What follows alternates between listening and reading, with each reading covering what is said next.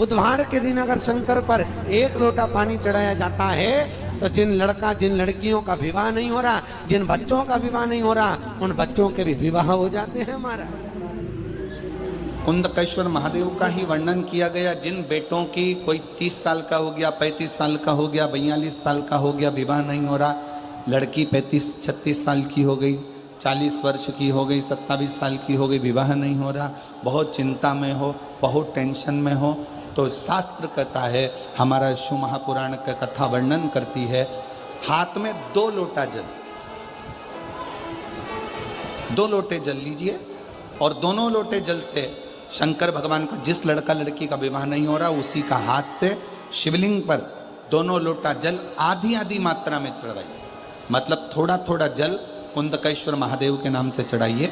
वही जल लेकर जाइए और बेलपत्र के वृक्ष के नीचे उसी जल से 7 धार, पेड़ की परिक्रमा करते हुए 7 परिक्रमा उसी जल से, दोनों लोटे जल से 7 परिक्रमा कुंदकेश्वर महादेव के नाम से करवा दीजिए। उसका विवाह होकर ही रहेगा, निश्चितता में विवाह।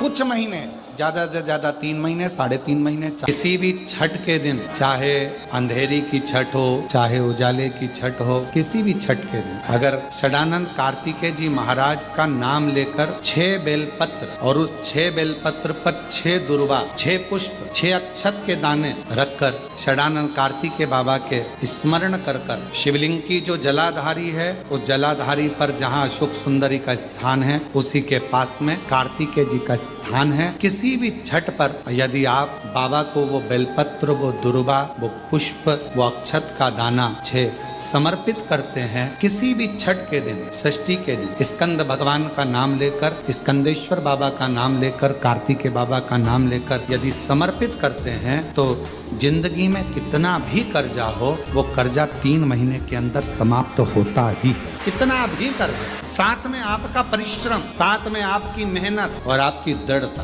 आती कि स्कंद भगवान के अगर केवल स्कंद पुराण को भी कोई जीव श्रवण कर लेता है तो मृत्यु, जीते जी भी उसके लिए मार्ग प्रशस्त होकर एक बार वो भगवान का दर्शन भले वो किसी रूप में करे, पर मरने से पहले उसको ऐसा महसूस होता है कि मैं वैकुंठ का दर्शन कर कर आया हूं। ये उसको भान होता है स्कंद पुराण को मात्र श्रवण कर लेने से। मात्र श्रवण, स्कंद भगवान का पूजन करा, भगवान शंकर का शिवलिंग बनाया, शंकर भगवान के गणेश जी को और स्कंद देव को बिठाकर पूजन किया।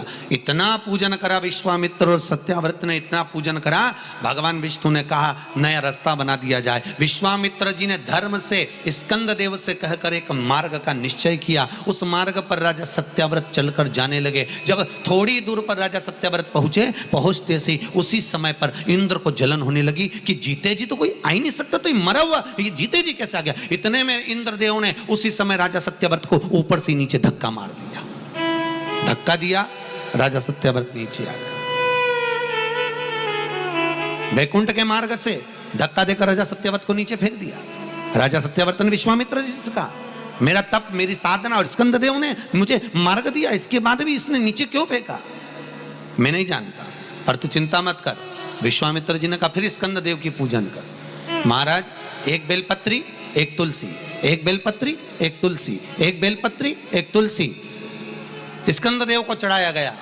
और जब बेलपत्र और तुलसा चढ़ाया गया, स्कंद देव प्रसन्न हो गए महाराज, और प्रसन्न होकर कहा, भगवान नारायण को याद किया। भगवान विष्णु ने कहा मांगिए क्या चाहिए। स्कंद देव ने कहा एक काम करो, वैकुंठ तो दुनिया जाती है, इनके लिए अलग वैकुंठ का निर्माण करा जाए, अलग से वैकुंठ बनाया जाए। वैकुंठ लोक और मृत्यु लोक के बीच में एक वैकुंठ बना दिया गया और उस वैकुंठ पर मार्ग प्रशस्त करा सत्याव्रत के लिए। जब राजा सत्याव्रत के लिए मार्ग प्रशस्त करा, तब भगवान विश्वामित्र को लगा कि वैकुंठ तो हवा में टंग रहा, कहीं वापिस सत्याव्रत ऊपर चढ़ा और नीचे गिर गया तो करा क्या जाए। तब भगवान विश्वामित्र जी ने उसी समय पर एक बड़ा सा खंबा ले जाकर उस वैकुंठ में लगाया। खंबे को लगाया, सत्याव्रत ऊपर गया, जाने के बाद जैसे सत्याव्रत ने प्रणाम करा, प्रणाम करते ही बैकुंठ का दर्शन करते ही एक अश्रु उस खंबे पर गिरा। उस खंबे पर गिरते ही वो अश्रु के खंबा स्पर्श होने से नारियल का वृक्ष प्रकट हो गया।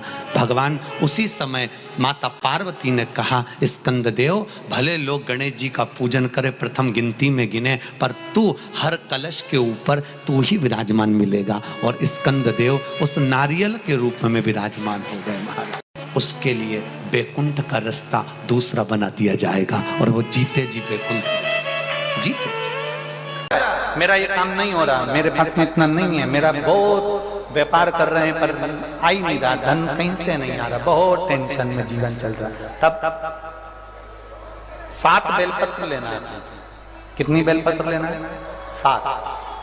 7 बेलपत्र में से सबसे पहली बेलपत्र, घर से जब चलो तो घर के पास में जो घर के अंदर रसोई घर में मटका होता है, क्या बोलते हैं यहाँ पर, हंडा, मटका, गगरा, घड़ा, जिसमें तुम पानी भरते हो, टंकी, बाल्टी, जो भी होता है रसोई घर में जो पानी भरते हो तो पीने के लिए, हंडे में, बॉटल, उसमें टंकी में, जिसमें भी तुम भर के रखते हो, एक बेलपत्र उस हंडे के पास में, मटके के पास में वहां रखना है।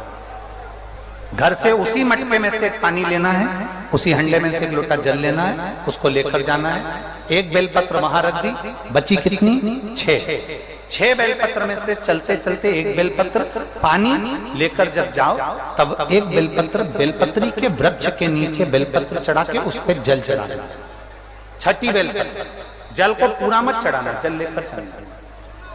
5वें नंबर की बेलपत्र नंदीश्वर के पास में, जिस नंदी का पांव ऊपर की ओर हो, एक पांव नीचे दबा रहता है, पांव ऊपर वाले पांव के पास में एक बेलपत्र रख देना। 5वें नंबर की बेलपत्र वहां रख दीजिए। 4थे नंबर की बेलपत्र अशोक सुंदरी वाली जगह, हमने कई बार आपको अशोक सुंदरी का स्थान बताया। ये जलाधारी, यहाँ जो बीच में से जल बहता है, बीच में एक मोटी लाइन होती है, अशोक सुंदरी। 4थे नंबर की बेलपत्र यहाँ रख दीजिए, थोड़ा सा जल समर्पित कर दीजिए। 3रे नंबर की बेलपत्र, यहां बैठकर जल चढ़ा रहे हो तो यहां रखो, यहां बैठकर जल चढ़ा रहे हो तो यहां रखो, यहां बैठकर चढ़ा रहे हो तो यहां रखो, मतलब पार्वती जी का जो हस्तकमल है उस पर रखना है और उस पर जल चढ़ाना है। 3रे नंबर की। 2रे नंबर की बेलपत्र, शंकर भगवान का जो शिवलिंग है उसके ऊपर बेलपत्र को रखना है। बेलपत्र की जो डंडी है, आप बैठे हो वहां पत्ती का मुंह होना चाहिए, डंडी का मुंह तुम्हारे ठीक विपरीत। बेलपत्र यहां रखें। 2रे नंबर जल चढ़ाएं।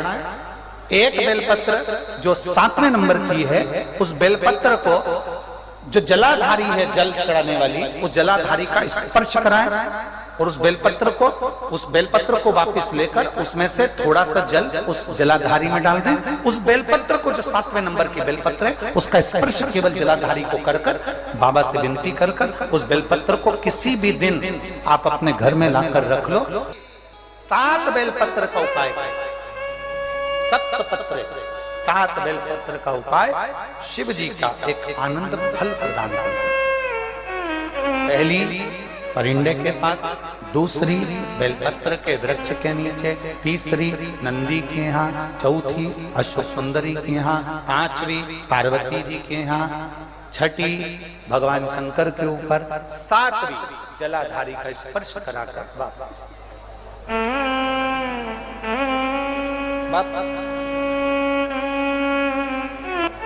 जल कितनी जगह चढ़ेगा?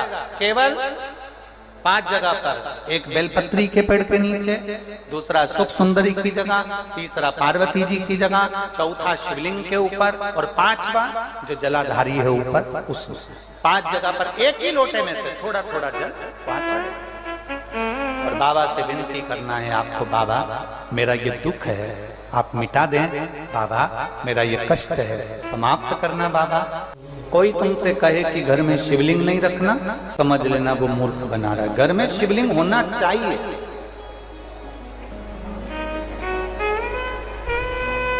शंकर का शिवलिंग नहीं होता, वहां का जल, भोजन, अग्नि शुद्ध नहीं हो पाता, शुद्धता का भाव नहीं दे पाता।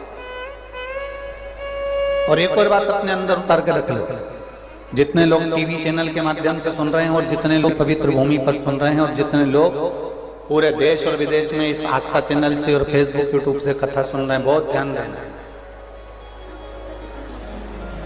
सारे देवताओं की प्राण प्रतिष्ठा करना पड़ती है। राम जी की प्राण प्रतिष्ठा करना पड़ेगी, भगवान कृष्ण की प्राण प्रतिष्ठा करना पड़ेगी, देवी जी की प्राण प्रतिष्ठा करना पड़ेगी। कोई देवता हैं, शनि महाराज हैं, कोई देव हैं, इनकी प्राण प्रतिष्ठा करना पड़ेगी। पर केवल एक देव अधिदेव महादेव नर्मदेश्वर महादेव कैसे होते हैं जिनके प्राण प्रतिष्ठा की भी जरूरत नहीं पड़ती। स्वयं दुर्गा जो उत्पन्न हुई है, इसमें इतना बल कहां से आ गया? शंकर भगवान बोले रहे, ओ इंद्र, तुम्हारे अमृत से भी बड़ी प्रबल है ये दुर्गा। जिस समय पर अमृत का कलश निकला, उस अमृत के कलश को देवता लेकर जा रहे थे, ले जाते राक्षसों से छुड़ाकर सबसे पहले इन्होंने समुद्र के किनारे पर उसको छुपाया। उस जगह पर भगवान विष्णु की जंघा के रोम पड़े थे जिससे दुर्गा उत्पन्न हुई थी। उस दुर्गा पर इस कलश को रखा, रखते ही एक देवता ने उसके उठाकर देखना चाहा तो उसमें से थोड़ा सा भाग अमृत का नीचे गिर गया जो दुर्गा पर पड़ गया। और आगे गए, फिर इसको छुपाया, वहां भी दुर्गा थी। फिर और आगे गए, वहां भी दुर्गा थी। सुनिंद्र, तेर को जो अमृत मिला तूने एक बार में पिया। ब्रह्मा को जो अमृत मिला वो ब्रह्मदेव ने एक बार में पिया। वरुण को जो अमृत मिला वो एक बार में पिया। पर इस दुर्गा को जो अमृत मिला वो 5 बार मिला। इसलिए पंच दुर्गा लेकर तू गणेश के पास जा और उसको दे, क्योंकि ये 5 अमृत के कुंड से भी प्रबल है। ये 5 अमृत के कुंड से भी प्रबल है, लेकर जा तू ये दुर्गा। और इंद्र ने दुर्गा दी, गणेश जी को खिलाई। जैसे खिलाई, गणेश जी के भीतर की जो अग्नि थी वो समाप्त हो गई। तकलीफ किसकी जिंदगी में नहीं आती? भगवान राम के जीवन में भी दुख आया, भगवान कृष्ण के जीवन में भी दुख आया। तकलीफ किसको नहीं आती? सबको। इसीलिए किसी के दुख को देखकर कभी खुश मत हो। जरा सा किसी के ऊपर तकलीफ आई और सब लोग मिलकर चर्चा करने लगे, अच्छा हुआ, बहुत बढ़िया हुआ, ऐसा तो होना ही था, इसने तो ऐसा करा, अच्छा हुआ। ना, किसी को बीमारी आई, कभी मत कहो कि दूसरे को बीमारी आती है ना तो दुनिया के लोग सोचते हैं कर्म का दंड भोग रहा है, और खुद को बीमारी आई, फिर खुद को तकलीफ आई, फिर खुद को कष्ट आया, फिर। इसलिए कभी किसी की जिंदगी में अगर तकलीफ है तो भगवान से प्रार्थना करना, बाबा इसके जीवन में दुख आया है, भले मेरा बेरी है, कष्ट है, मेरे से लड़ता है, पर बाबा दुख समाप्त करना। जब हम सर्वे भवन्तु सुखिनः की कामना करेंगे ना तो सबसे पहले भगवान सुख हमको देगा, सबसे पहले सुख हमें मिलेगा। इत्र की शीशी खोलिए, दूसरे पर इत्र लगाइए, सबसे पहले इत्र की खुशबू किसको आएगी?